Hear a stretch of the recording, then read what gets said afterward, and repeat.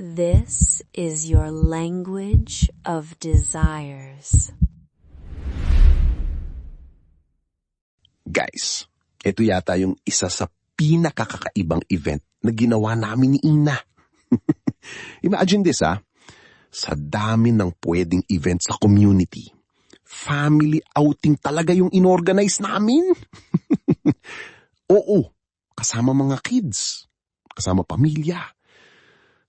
At honestly, sobrang solid niya. Sabado pa lang ng gabi, dumating na si Ninja Wife kasama eldest niya. Pagdating sa unit namin, walang pahinga-pahinga yan. Diretso agad sila ni Ina sa pagpe-prepare ng food. Habang yung mga bata parang matagal nang magkakakilala. Maya-maya, dumating pa yung isang couple kasama 4 nilang bagets. Ayun na. Biglang naging daycare center yung unit namin. Yung mga reyna, nagkwentuhan agad. Habang kaming mga hubby, tahimik lang sa sofa, nagpapanggap na chill. Then, around 2 a.m., may dumating pa isang couple kasama 3 kids at mother ni wife. Doon ko nasabi, okay, magiging solid tong outing na to. Walang awkward, walang plastikan. Para lang kaming mga kapitbahay na sabay-sabay na magbabakasyon. 3:30 a.m. Dumating yung service. Then biyahe na pa Batangas.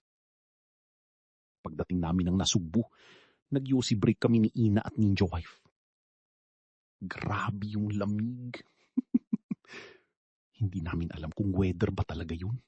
O nai-excite lang kami sa adventure. Pagdating namin around 7 a.m., sumampa agad kami sa balsa. Guys, sobrang saya.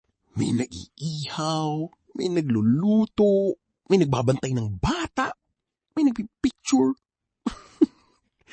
Literal na family outing vibes talaga.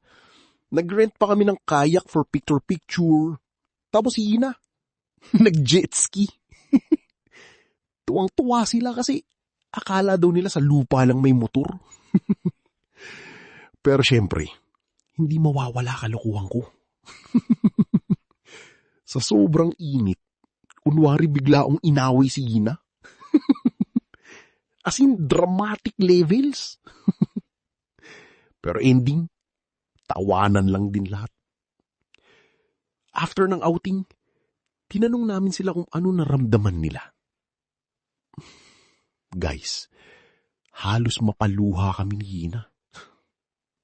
Sabi nung isang couple, hindi namin akalain na sa mundong ginagalawan natin, possible pala magkaroon ng totoong samahan. At doon namin na-realize, hindi lang pala fantasy yung nabubuo dito. Pamilya rin. Kaya sobrang mapili kami sa members. Hindi pwede puro sarili lang iniisip.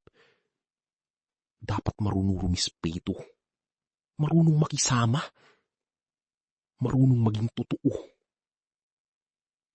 At honestly, sobrang saya makita na unti-unti tayong nagiging solid na family. Ako si Carlo. And this is your language of desires. So, kung nag-enjoy kayo sa kwento namin tonight, marami pa kaming secrets at stories na gusto naming i-share sa inyo. Every Saturday at 7 p.m., may bago kayong maririnig dito sa Language of Desires. If you like stories like these, don't forget to like, share, at subscribe.